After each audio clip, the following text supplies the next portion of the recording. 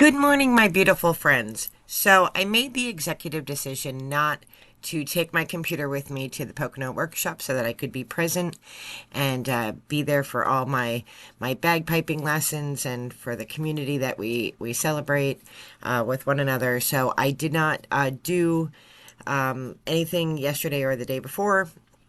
But I did want to go over the days with you and at least share the resources from each day. So I did not journal.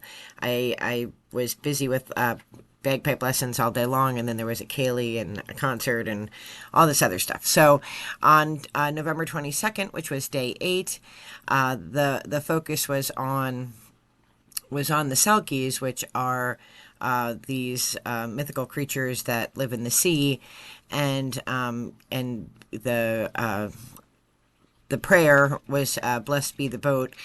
And so I was thinking about today. When I was thinking about it, I was thinking about all of the different prayers that we have and all of the different mythologies and superstitions that surround the sea, and with good reason, because we even today in 2025 don't even understand what's in the sea, right? We there are fish they're discovering all the time that have never been identified before, and there are creatures that have been around for thousands of years, some big whales and things like that.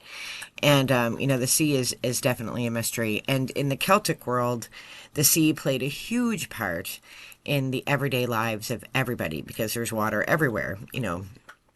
Columba had to get in a boat and go from Ireland, and end up in Iona.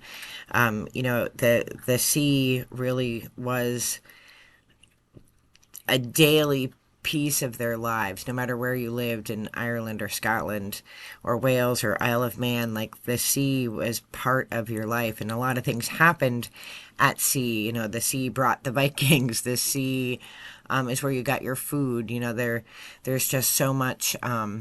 So much of life depended on the sea, and people died at sea, and people were brought by sea. And I think about on Iona, there's a graveyard of the kings, and so they've all been kind of sent back to where they're from. But at one time, it was the thing to carry your king to Iona for burial, and that all had to happen, by land and sea.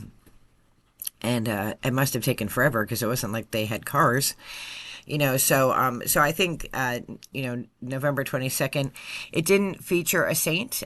So that's definitely a deficiency of this calendar, is that it doesn't always have a saint or a religious figure that we can study, but it does help you think about things that might have been. And I think about the prayer for the sea, Carmina Gadelica hymn, the sea prayer, which I'll link below. And then there's a beautiful hymn by Julie Fowlis, who's an amazing artist, called the Selkie hymn. So I will include that. So then we have on the 23rd, they actually brought up St. Margaret, who we studied before. So St. Margaret studied in a cave. So there's a cave in Dunfermline. I guess that's how you say it. So we had talked about St. Margaret. So I was glad to see that she made an appearance here in the calendar. And the Gaelic phrase is "God shield the house." And the prayer, a corresponding prayer, is from the Carmina Gadelica, called a resting prayer. So, just thinking about St. Margaret and her devotion and her willingness to set aside peace and time to pray, and thinking about how that can be an example for our lives. So that was day 9, which brings us to today, which is the 23rd, or 24th rather, sorry. And we are on day 10. So had to look up this phrase, "the world holds its breath," to kind of figure out where that's from. It's not typically biblical. I do like the journal prompt: hold your breath for 40 seconds, and in the silence, what name do you hear? I'm gonna try that and hope that I can hold my breath for 40 seconds. I mean, I am a bagpiper, so I can breathe pretty well, but I don't know.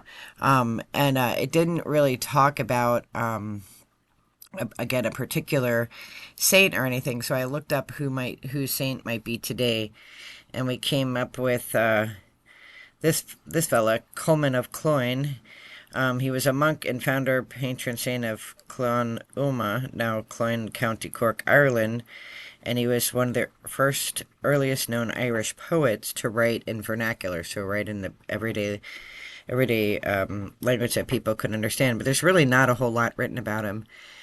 But I thought it was interesting, and I wanted to find at least some religious tie for today. The hymn is the Trinity Ember song, which is it's a longer video, so you kind of have to skip through to get to the song, but it's a good song.